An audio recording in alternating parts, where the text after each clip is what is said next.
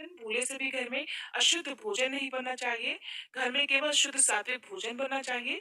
परिवार के किसी भी सदस्य को नाखून बाल इत्यादि नहीं काटने चाहिए, ना ही शेविंग करनी चाहिए। आज के दिन किसी प्रकार का मांस मदिरा का सेवन आपके घर में नहीं होना चाहिए।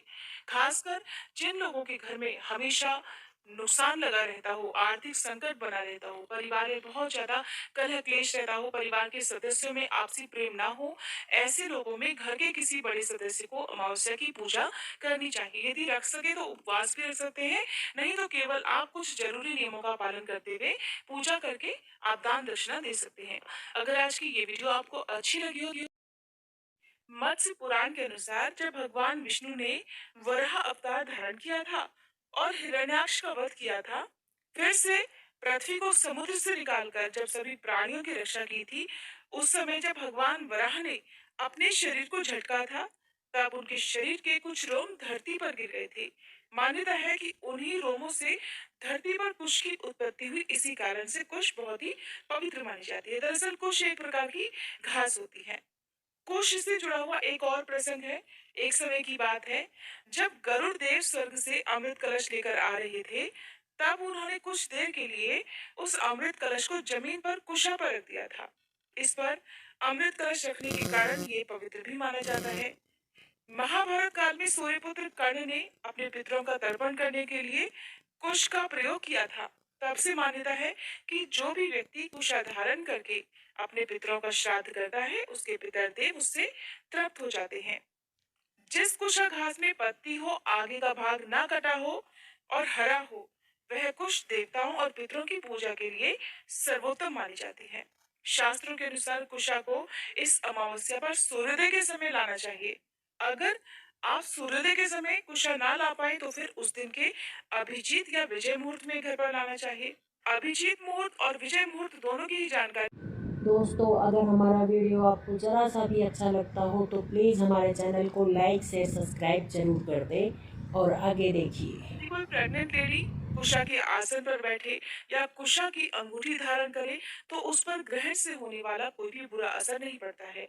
और यदि घर में कोई बीमार हो, बुजुर्ग हो, तो ऐसे लोगों को भी ग्रहण के समय कुशा से निर्मित अंगूठी या फिर कुशा का आसन धारण करना चाहिए। कुशा के आसन पर बैठकर आप ग्रहण के समय किसी भी मंत्र का मानसिक जाप भी कर सकते हैं। आप जानिए कि भाद्रपद अमावस्या को पिठौरी अमावस्या क्यों कहते हैं। दरअसल पिठौरी अमावस्या को लेकर एक धार्मिक कथा भी प्रचलित है। कहा जाता है कि एक परिवार में 7 भाई थे। सभी का विवाह हो चुका था और उनके छोटे छोटे बच्चे भी थे। परिवार की खुशहाली के लिए और सभी के अच्छे स्वास्थ्य के लिए सातों भाइयों की पत्नी पिठौरी अमावस्या का व्रत रखना चाहती थी। लेकिन जब पहले साल बड़े भाई की पत्नी ने व्रत रखा, तो उनके बेटे की मृत्यु हो गई। दूसरे साल फिर दूसरे बेटे की मृत्यु हो गई। 7वें साल भी जब ऐसा ही हुआ, तब बड़े भाई की पत्नी ने अपने बेटे का शव कहीं छुपा दिया।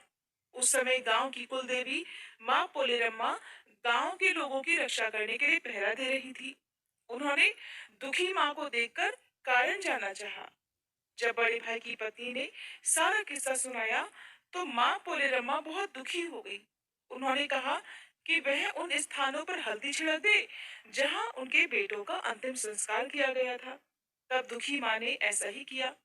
जब वह घर लौटी तो उसने देखा कि उसके सातों पुत्र तो जीवित हैं, जिन्हें देखकर उसकी खुशी का ठिकाना नहीं रहा। तभी से मान्यता है कि दक्षिण भारत में भाद्रपद मास की अमावस्या को पोलेरम्मा अमावस्या या फिर पिठौरी अमावस्या के रूप में मनाया जाता है। इस दिन हर माँ अपने बच्चों की लंबी आयु के लिए पिठौरी अमावस्या का व्रत रखती है। पिठौरी अमावस्या के दिन जिन माँ पोलेरम्मा की पूजा की जाती है, वो माँ दुर्गा का स्वरूप ही होती है। इसलिए आज के दिन दुर्गा चालीसा का पाठ किया जाता है। 64 योगिनियों की पूजा की जाती है और साथ ही सप्त मातृकाओं की पूजा भी की जाती है। अमावस्या का व्रत अधिकतर सुहागिन महिलाएं ही रख सकती हैं। इस दिन व्रत रखने वाली महिलाओं को सुबह जल्दी उठकर स्नान करना चाहिए। पवित्र नदियों में हो सके तो स्नान करना चाहिए और आज के दिन परिवार के सभी सदस्यों को गंगा जल मिलाकर या पवित्र नदियों में स्नान करना चाहिए। स्नान करने के बाद पीपल के वृक्ष में जल अर्पित करना चाहिए, क्योंकि पीपल के वृक्ष में सभी देवी देवताओं के साथ ही पितरों का भी वास माना जाता है। सूर्य देवता को जल अर्पित करना चाहिए। परिवार के सबसे बड़े सदस्यों के द्वारा सभी पितरों को पिंडदान और तर्पण इस दिन किया जाता है। अमावस्या के दिन भोग लगाने के लिए प्रसाद में खीर पूरी, पुए या सब्जी आदि बनाई जाती है। अमावस्या की पूजा और पिंडदान ऐसे लोगों को जरूर करना चाहिए जिनके घर में पितृदोष हो या किसी सगे संबंधी का अंतिम संस्कार विधिवत ना हुआ हो, क्योंकि अगर अंतिम संस्कार ठीक से ना हो तो ऐसे में बड़ा भारी पितृदोष लगता है और परिवार में भारी कलह क्लेश रहता है। परिवार में कोई भी काम नहीं बनता है, हर शुभ कार्य में बाधाएं आती रहती है। तो पिंडदान करने के लिए आप पितरों के नाम किसी भी ब्राह्मण को या किसी गरीब को अपनी सामर्थ्य के अनुसार कपड़े दें।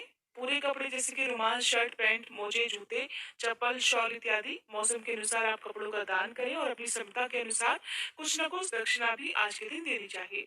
कुछ गृहिणी अमावस्या को क्योंकि पिठौरी अमावस्या भी कहते हैं।